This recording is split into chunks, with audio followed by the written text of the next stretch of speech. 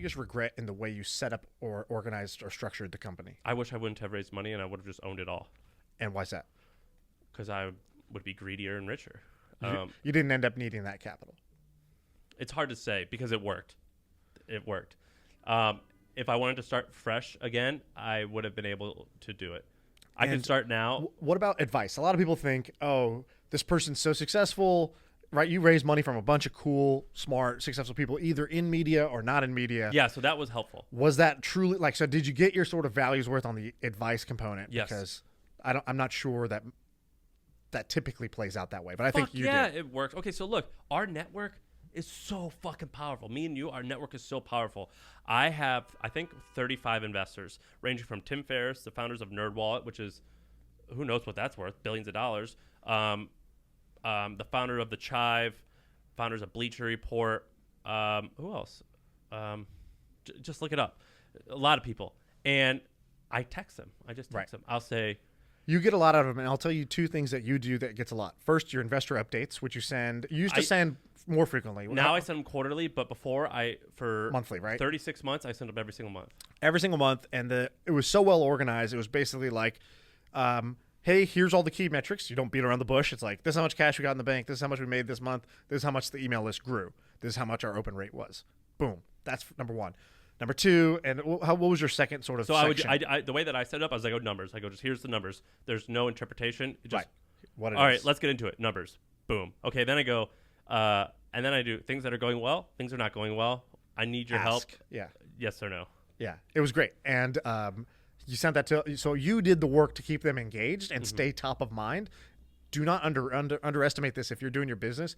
If there's people who are willing to help you out, you got to find a way to stay top of mind. And part of it is you share frequent updates. And there's a very good sign if you're an investor, if you're one of your companies, stop sending their updates for a bit.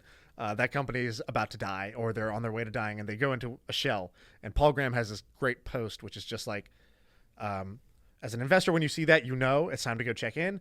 And as a founder, ironically, that's when you need the help the most. Yep. So don't go quiet when you need the help the most. That's when you need to be talking and asking. And maybe you actually won't die if you could keep that going.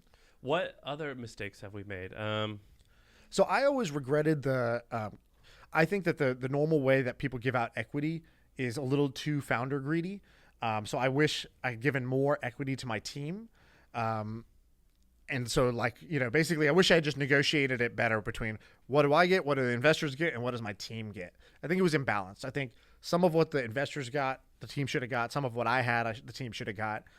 Because really, the people who are there as person 4, 5, 6, really they're taking just as much risk as you are in a way.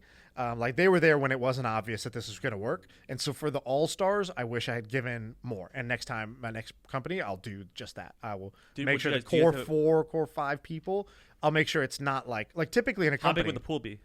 So I don't know exactly what the pool will be, but let's go what's typical. So typical company, 2 co-founders, you start 50-50. You're going to raise some money. They might end up taking 25 to 30% of the company, depending on how it goes. Let's call it 25%. And so, as the founders, you've diluted down. You're at, I don't know, my math's bad, but let's say you're both at, what is that? 30-something, 35% each now. And so, that's where you're at. And then your team, the option pool, they typically say is like 10 to 15% is your sort of option pool. Yeah. So the first few employees might have the key person might get 1 to 3%.